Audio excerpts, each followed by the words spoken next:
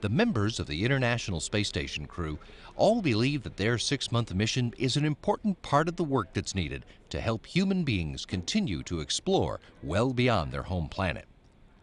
Pavel Vinogradov was born in the far eastern Russian town of Magadan and grew up in the even farther eastern town of Vynodyr, just 500 miles across the Bering Sea from Nome, Alaska. If you have been to Alaska, then it's pretty much the same. The nature is just fantastic. Of course, the climate is very harsh, 8 months of winter, lots of snow and ice, but I love it. I enjoy it. After a childhood spent dreaming of becoming a pilot, Vinogradov left Vynodyr after high school for the Moscow Aviation Institute. He earned a degree in rocket booster design, then taught and did research at the institute while earning a second degree in computer systems and systems analysis.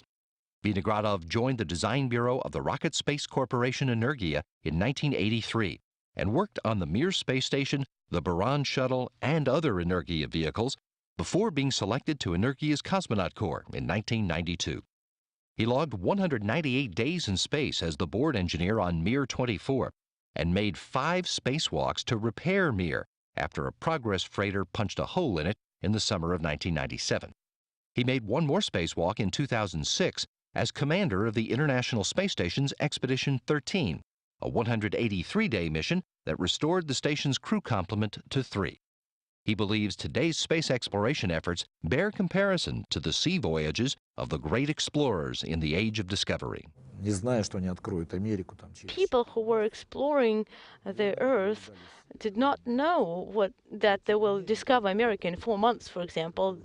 The risks were great. But I have no doubt that, likewise, we, as those explorers, we need to explore space.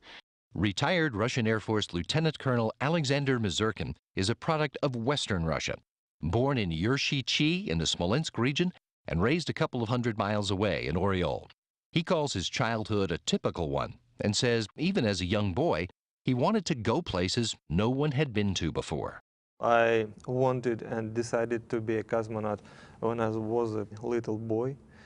When I was a 13 years old guy, I went to the aviation club.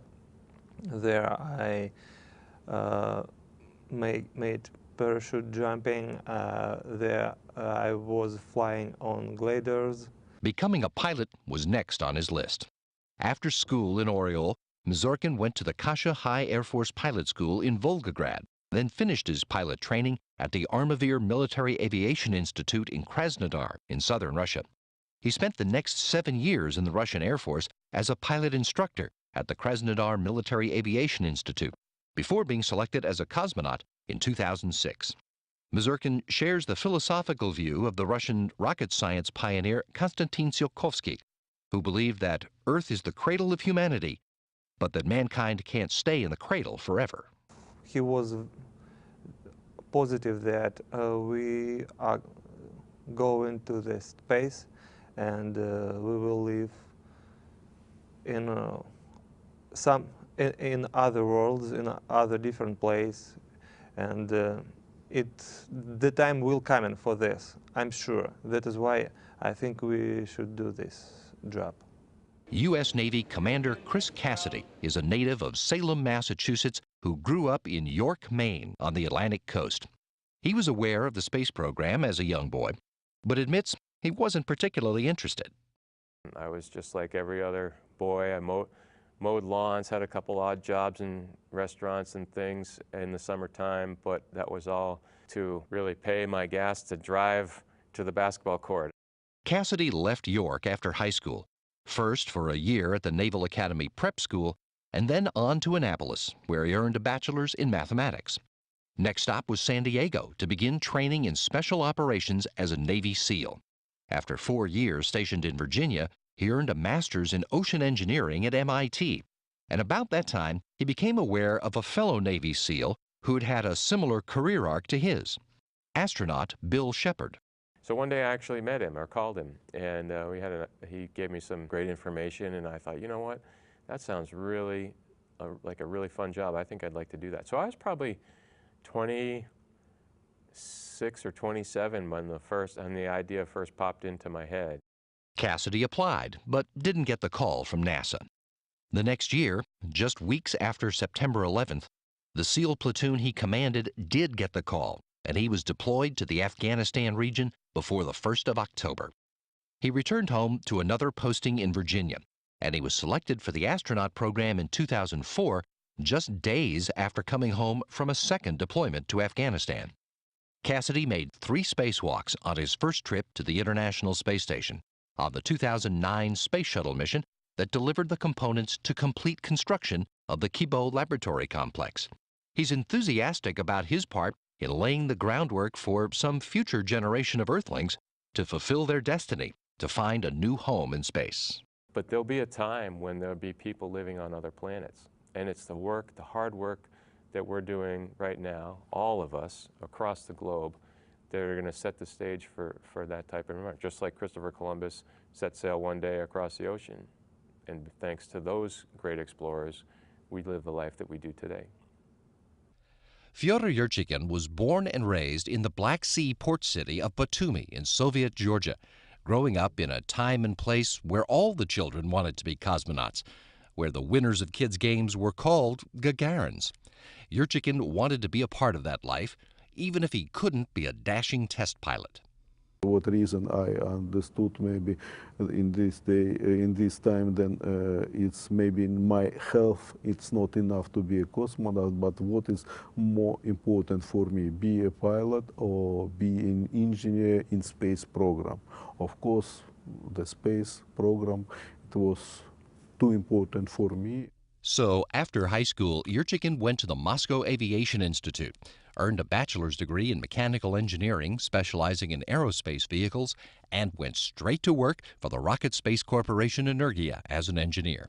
He worked as a flight controller, and when he became lead engineer for the Mir shuttle program, he spent time at NASA's Johnson Space Center supporting that effort. Yurchikhin was selected as an Energia cosmonaut in 1997 and earned a Ph.D. in economics at Moscow Service State University while preparing for his first spaceflight. He was a member of the STS-112 crew that delivered a piece of the station's starboard truss during Expedition 5 in 2002. He returned 5 years later on a Soyuz spacecraft as commander of Expedition 15 and made 3 spacewalks, and followed that with 2 more EVAs as a station flight engineer on Expeditions 24 and 25 in 2010. He believes the station program is paying off in the things we're learning while making the effort, from improving the spacecraft themselves to the tools we develop. But the first big, exactly great sensor for digital cameras, it was factored for this program. And now it's usual for everybody. It's usual for my daughters. It's usual for young boys and girls. I know my profession, it's very important for human. Why I am on this road. Italian Air Force Major Luca Parmitano is from Sicily, born in Paterno and raised in Catania in the shadow of Mount Etna. Although he was very young when he saw the first space shuttles fly on television, he was captivated by the idea of what those images represented. So I remember seeing the first astronauts floating around the space shuttle doing their job. And I think that even in a kid, as small as I was, I just thought that must be the greatest job in the world to be able to do those things and call it a living. So since then, I had this dream of becoming an astronaut. Parmitano won a scholarship to spend a year of high school in Southern California.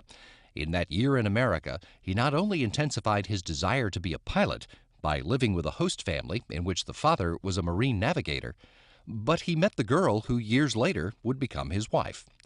Back in Italy, Parmitano earned a bachelor's degree in political sciences at the University of Naples and graduated from Italy's Air Force Academy. Then completed his basic training at the Euro-NATO Joint Jet Pilot Training Program at Shepherd Air Force Base in Texas. After 6 years with a fighter squadron in Italy, he was sent to France to train as a test pilot and earned a master's in experimental flight test engineering at the Superior Institute of Aeronautics and Space in Toulouse in 2009, the same year he was selected for astronaut training by the European Space Agency. Now he's making his childhood dream a reality and fulfilling a desire to push the boundaries of human knowledge. That's who we are. That's what makes us humans. That is what makes us different from the rest of the animal kingdom. And if we don't follow our nature of being explorators, of being thinkers, then we are denying a part of ourselves that is incredibly important. Dr. Karen Nyberg was part of a big family growing up in the tiny town of Vining, Minnesota. And from the time she was a very young girl, she knew she wanted to be an astronaut, although she doesn't know why. She learned some solitary pursuits as a little girl. I've been sewing. My mom taught me to sew when I was probably 5 or 6 years old. I've been drawing since I was also that age. I would never sit in front of the television just sitting there watching TV. I always had a piece of paper and a pencil and was drawing or doodling or doing something. But she took advantage of being in a small town to join more school activities than most kids in big city schools join. I was on the basketball team, the volleyball team, the track team. I took stats for the baseball team. I was in the choir. I was in the band. I was in the drama club. I was able to participate in all of them, learn to be a team member. She went to the University of North Dakota to study engineering and learned about a program that lets students work at NASA's Johnson Space Center in Houston. Nyberg worked as a co-op in Houston while finishing her bachelor's in mechanical engineering in Grand Forks and while starting her graduate work at the University of Texas at Austin. After she finished a master's and a doctorate in mechanical engineering in Austin, she returned to JSC, working full-time in the Crew and Thermal Systems Division for 2 years before she was picked for the astronaut program in 2000, where she met her future husband, fellow astronaut candidate Doug Hurley. Nyberg was part of the STS-124 space shuttle crew that delivered the Kibo laboratory module and Japanese robotic arm to the International Space Station in 2008 and was the first person to ever operate the shuttle robotic arm, the main station arm, and the Japanese arm. She's confident this mission will appeal to the adventure seeker in today's kids. I think a lot of it is based just on human nature, that we are all very curious people. Human beings like challenges, and this is an ultimate challenge